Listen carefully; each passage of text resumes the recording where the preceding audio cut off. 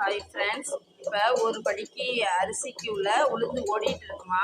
சில பேருக்கு உளுந்து வலிக்க தெரியாதுங்க. இட்லி வந்து ஸ்பாஞ்ச் போல் வரணும்ல. அது எப்படின்னா இந்த பாருங்களேன், சின்ன சின்ன பபிள்ஸாக இப்போ உளுந்துல மாவில் வந்துருக்கு பாருங்களேன். வந்திருக்கா குட்டி குட்டி பபிள்ஸாக. இந்த டயத்தில் தாங்க இந்த வலிக்கணும் நம்ம. இப்பயா இன்னொன்று தெரியலன்னு வச்சுங்களேன், இந்த மாவை தொட்டு பார்த்தா அப்படியே ஜில்லுன்னு இருக்குங்க. இந்த டயத்தில் வச்சு இட்லி வந்து ஸ்பாஞ்ச் போல நல்லா வருங்க. நல்லா இட்லி கல்லாக இருக்காம நல்லா வரும். இந்த பார்த்தீங்களா குட்டி குட்டியாக பபுள்ஸ் இருக்குது பார்த்தீங்களா. இந்த டயத்தில் தான் நம்ம உளுந்த வலிக்கலாங்க.